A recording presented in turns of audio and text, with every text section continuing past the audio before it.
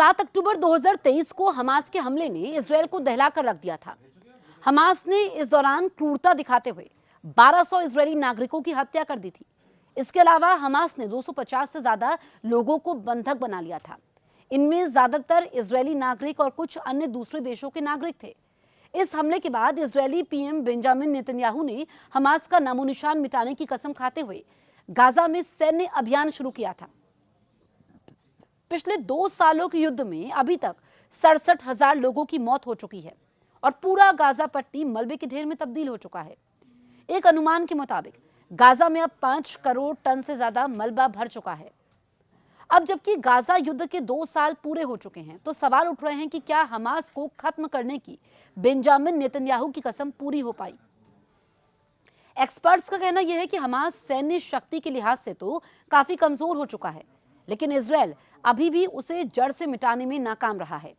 Israel ने Hamas के हमले के बाद अक्टूबर 2023 में ऑपरेशन स्वॉर्ड्स ऑफ आयरन शुरू किया था। शुरुआत में इजरायल ने गाजा पट्टी में फाइटर जेट से भीषण बमबारी की। इजरायल ने हर उस बिल्डिंग पर बम बरसाए जिन्हें वो हमास का अड्डा मानता था। बमबारी में आधा से ज्यादा गाजा को ध्वस्त करने के बाद जनवरी 2024 में इजरायल ने हमास में जमीनी अभियान शुरू कर दिया।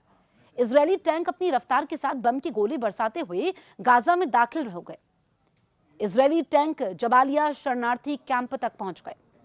युद्ध गुजरने के साथ ही इजरायल ने हमास के ज्यादातर शीर्ष नेतृत्व का सफाया कर दिया। जुलाई 2024 में इजरायल ने हमास के पॉलिटिकल विंग के नेता इस्माइल हानिया की ईरान में हत्या कर दी। जनवरी 2024 में ही इजरायल ने हमास के एक और शीर्ष नेता सालेह अल अरूरी को बेरूत में ड्रोन हमले में मार गिराया।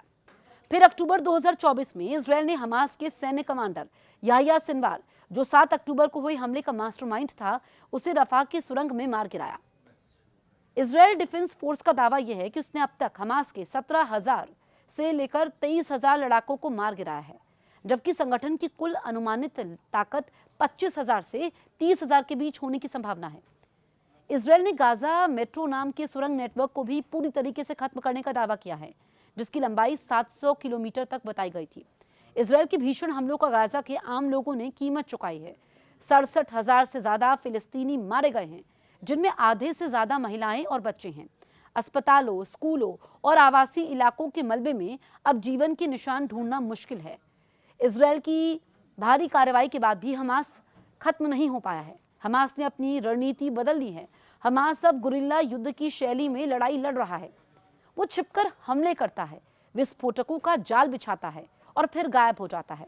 अमेरिकी थिंक टैंक ACLED के मुताबिक अब भी लगभग 10,000 से 12,000 हमास लड़ाके सक्रिय हैं, जो दक्षिणी गाजा में इजरायली सैनिकों पर छोटे छोटे हमले कर रहे हैं। हमास ने इस बीच इजरायल के खिलाफ नए भर्ती अभियान भी चलाए हैं। समाचार एजेंसी रॉयटर्स की जनवरी 2025 की रिपोर्ट के मुताबिक हमास ने अक्टूबर 2023 के बाद से 10,000 से 15,000 नए मेंबर्स की भर्ती की है। हालांकि अब हमास के रॉकेट हमलों की संख्या घट गई है, लेकिन छोटे स्तर पर उनके हमले अभी भी लगातार जारी रहते हैं। हमास का अस्तित्व सिर्फ सैन्य स्तर पर नहीं, बल्कि राजनीतिक और वैचारिक रूप से भी वो गाजा पट्टी में कायम है। इजरायल के हमले ही हमास के लिए खाद बीज का काम करते हैं। इजरायली हमलों से गाजा के लोगों में गुस्सा उत्पन्न होता है, बदला लेने की भावना उमड़ती है और वो हमास के कैंप में शामिल हो जाते हैं।